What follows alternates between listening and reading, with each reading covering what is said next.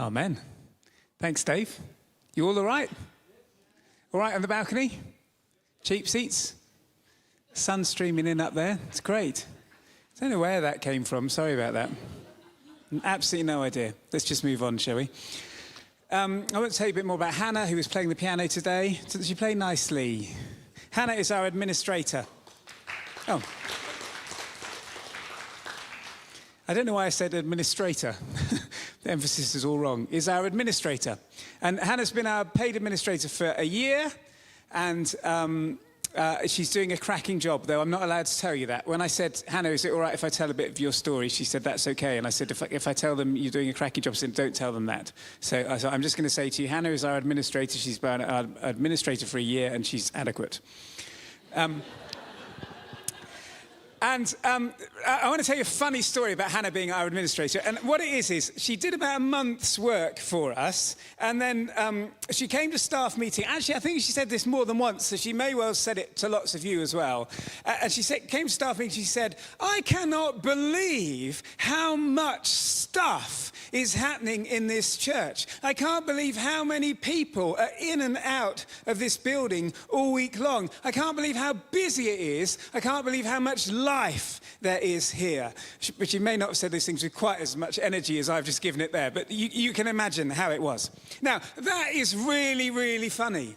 And the reason it's really, really funny is because actually Hannah and Mark have been part of this church, really integrated part of this church, for 10 years.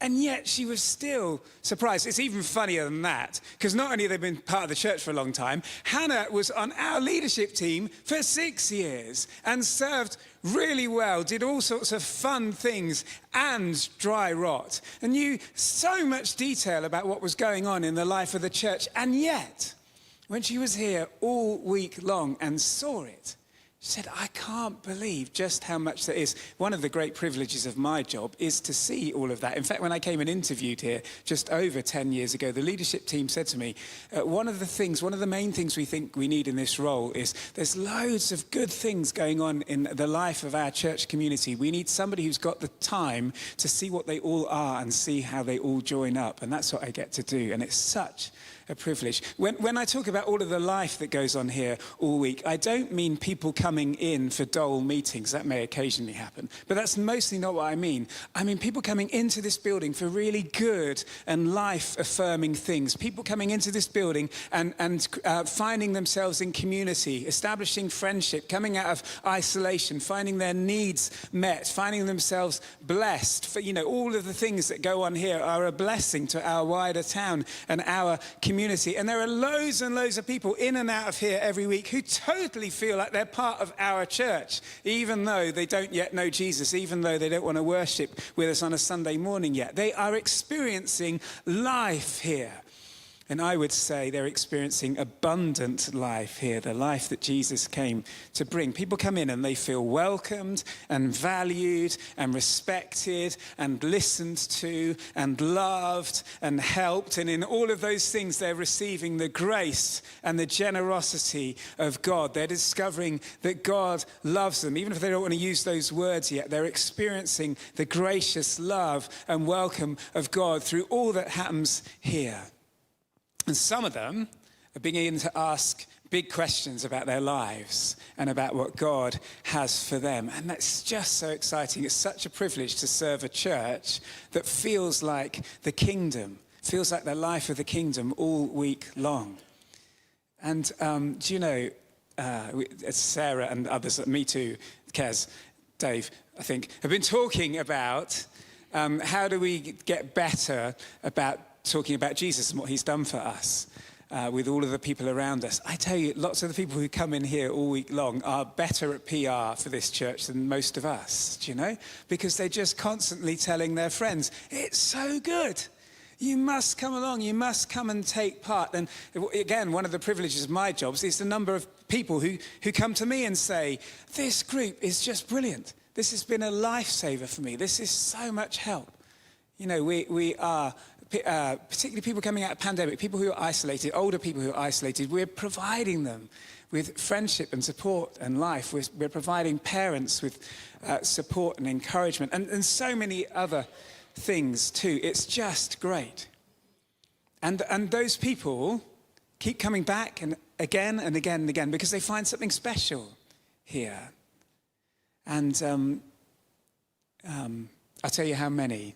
In a normal week, a normal quiet week, we think there are 600 people in and out of this building between Monday and Saturday, mostly to the stuff that we run as a church, but also to things that other organisations who we believe in.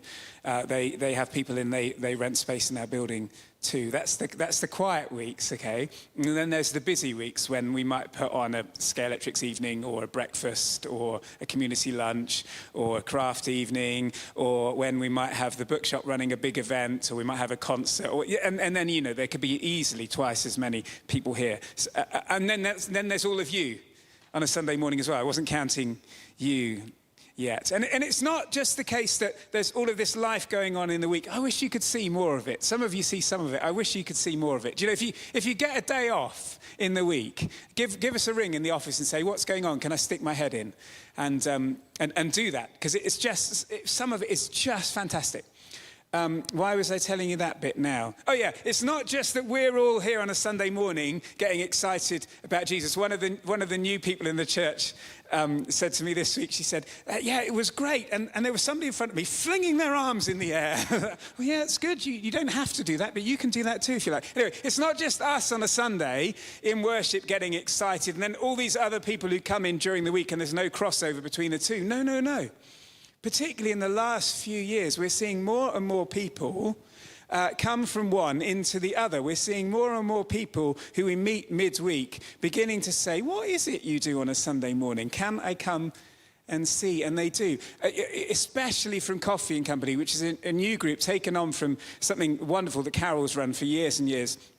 Coffee and Company, I don't know how they're doing it. When I find out, I'm going to make sure we all learn it and we all do it as well. Loads and loads of people who've come on a Sunday morning, often with nothing to do with church previously, have joined us on Sunday morning in worship and just keep coming back. Some of you are here today. It's an absolute delight to have you. Some of you are thinking, I never thought I would be in church on a Sunday morning. And some of us who've known you for a while think, we never thought you would be either. But it's an absolute delight to have you here. And it's not just Coffee and Company. Some of the other groups, some of the other things we're running, there's just lovely stories I wish I could tell you. And hopefully these people will come and tell you themselves in time too. It's just great. The crossover, okay? So we're investing life, I believe, abundant life in our community, and people are seeing it and they're beginning to want to know where does this life come from, and they're beginning to find Jesus and being drawn into worship here as well.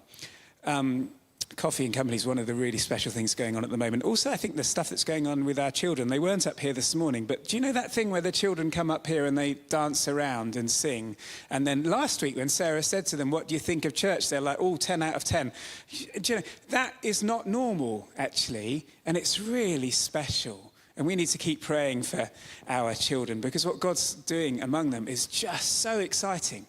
And it gives us such a good platform for inviting more families in as well. And there's loads of children come on a Friday evening too, and then even more, up to 60 young people come on a Friday night too, and Dave and Emmanuel in school all day, week long as well. Hayley and I have been in the primary schools again this week doing school assemblies. In fact, we've been doing that for 10 years. And one of the great joys for me of being here for 10 years is wherever we go out in the streets, it's a bit of an exaggeration, but often when we're out in the streets, small children and sometimes very big who used to be children, people will come up to me and say, oh, you used to sing in Landscore, you used to sing in Haywards, and I'll say, what did I used to sing? And they'll sing back to me a song about Jesus, the light of the world, or a song about God who loves them. It's just wonderful. I tell you, the number of ways we are integrated into our community, connected with our community, is just amazing. I've got lots of friends who are pastors who are really struggling at the back of the pandemic. They're saying, our young families never came back, or we lost loads of our volunteers, or we had to make really difficult decisions about staffing and things like that. And in lots of ways, we're still thriving. And I don't mean everything's easy, but there's still so much life here. There's still so much energy here, which is wonderful. We saw some of that in the most recent church meeting we had, church meeting, Anyway, in church meeting where we sat around tables and we asked you to describe the church in 2028. And then from that position of 2028 to talk about all the steps we took to get from 2023 to 2028. And we've just begun to look at that stuff you wrote down. We'll feed it back to you in the next church meeting. But it's things like the children's work growing again, okay? And it's things like more and more people in their 20s and 30s here, and more people in our wider town encountering Jesus here. So, what we take from that is you're really excited about what God's doing here now, but you want more.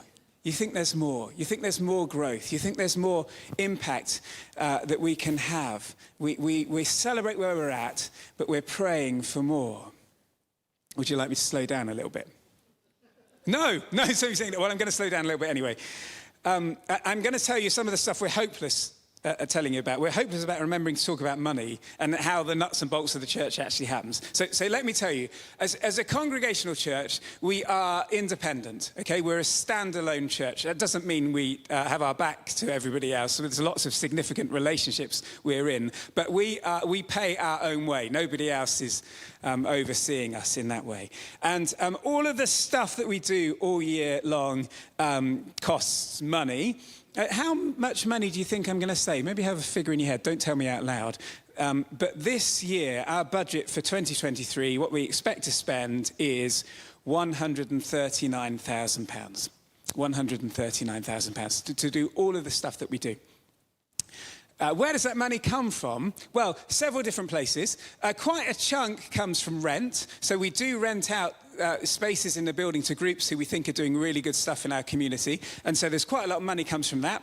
More and more money is coming from grants. There are several people in the church who are brilliant at writing grant applications. Brian Williams is one of them, just to encourage him to keep going. And actually, grant funders keep giving us money because of all that stuff I've just told you. Do you know when they say, oh, what goes on in your building? How many people come through your doors? How many needs are being met? And we tell them, they're like, oh my goodness, have our money. Go and spend our money.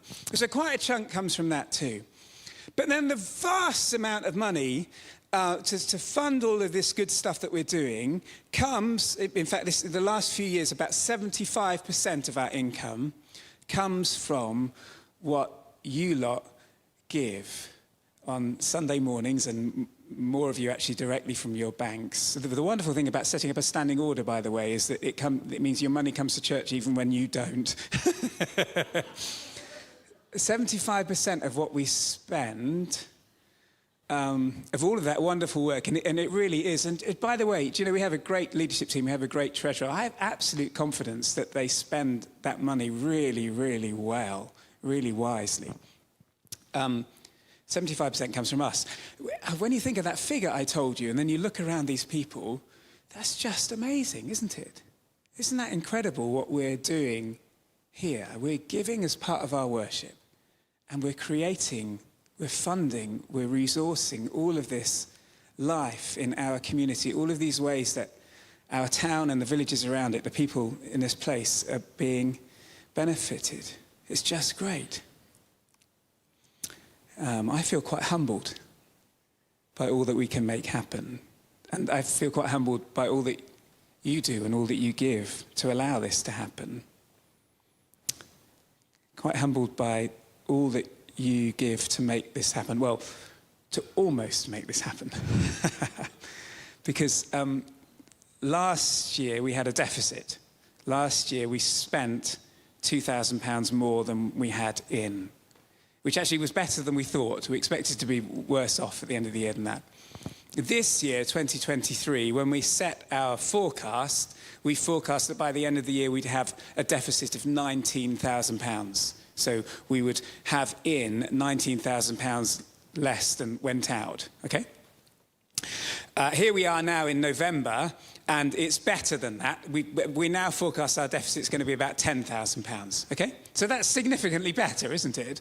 But not right. Now, we're not about to be thrown out onto the street because we've got some reserves and we can cover that this year. But this is the time of year when we're looking at our budget for next year, Okay, when we're looking at, okay, what are we going to do next? What are we going to hope to achieve in the next year? And I've already told you from that church meeting, not only as a church are we thinking, we don't want to back away from this good stuff. We don't want to reduce the amount of life going on here. Actually, we're looking forward. We're saying, oh no, where could we be in 5 years' time? What could we grow? What could we do in that time? What new things could we embark on? So, we're facing a deficit. We're wanting to plan for next year, but also it doesn't feel like we're wanting to do anything less. It feels like God's at work here, and we're rejoicing over that, and we think that he's got more for us too. And so that's why the leadership team and our treasurer have asked me to talk about giving, to give us all a moment to consider what we're giving and whether God is asking us to do anything different, possibly even whether God is asking us to step up what we're giving, or if you're not regularly giving, if God might be saying, yeah, now's the time to invest yourself, not just so that we can continue what we're doing, but so that we can grow, so that we can do more, so that we can look forward to that 5-year vision that's beginning to come together. Which is why we heard from Philippians. When Paul writes to the Philippian church, it's the most beautiful letter. It's actually a thank you letter. So the reason that's caused him to write is they've sent a whole chunk of money or other support to him. And now he's writing to say thank you. And so the bit that we heard, he's particularly addressing that. He's talking about their sacrificial giving to his work. And he's praying that their giving would rebound upon them in God's blessing. Okay, so there's a few things I want to pull out from that. The first is that in verse 15, he talks about them sharing in his work. So what Paul is doing, you know, is just the most remarkable missionary work all over that part of the world, planting churches, seeing lives changed, turning the world upside down in all sorts of wonderful ways through the gospel. And he's saying, you get to share with me in this. And the word that's translated share there is the word koinonia, which you might have heard before. It's a wonderful word. It means communion. It means fellowship. It means partnership. And obviously it means sharing as well. It's the same word we say in the grace every week at the end of our services. The grace of our Lord Jesus Christ, the love of God, and the fellowship. It's that word, the fellowship of the Holy Spirit. What Paul is saying is there's just good stuff that God is doing through me. And you can partner in it. You can join me in it. And you're doing that through your giving. And actually, I think what he's getting at is you get to join in the joy of this. There's such immense joy in seeing God at work in these ways, in this place. And through your giving, you get to join in it. So that's the first thing. Through our giving, we get to feel like we're part of what God is doing in his world. We get to feel like we're more a part of what God is doing in his world for his people. And we get to share in the joy of that. The second thing, and I think perhaps the most significant one for us, is Paul tells us that through his own giving to God, he's learned a new way of life. And the new way of life he's learned is the way of contentment. Okay? And so he says, I find myself content in lack or in plenty. I find myself content in every situation. This is in verse 11. You know, the whole economic system of our Western world, in fact, the whole global system at the moment, is based on the assumption that you and I will constantly want more things. Okay?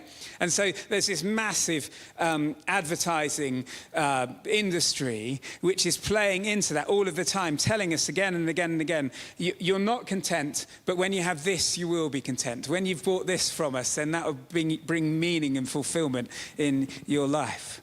But Paul's learned through giving sacrificially from himself, and he thinks the church is learning it too. He's learned contentment without all of that. Contentment without the constant gnawing of, there's something else I need.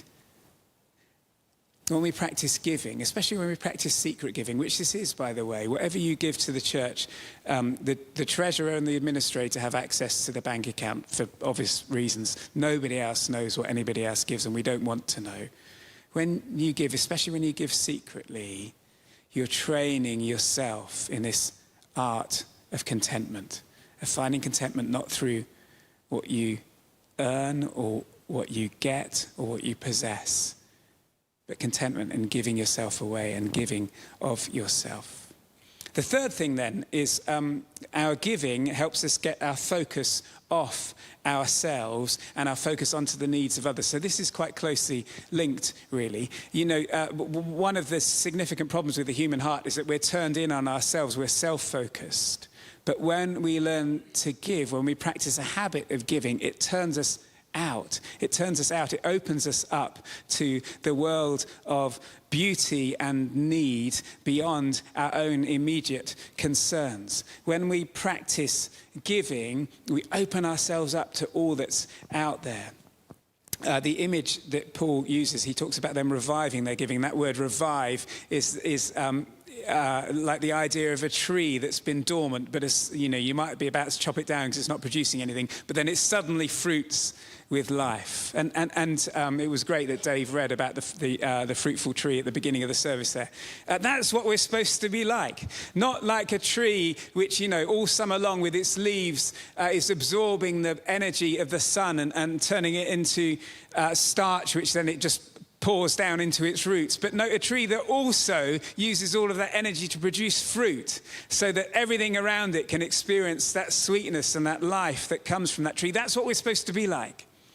We receive God's blessing and then we pour it out.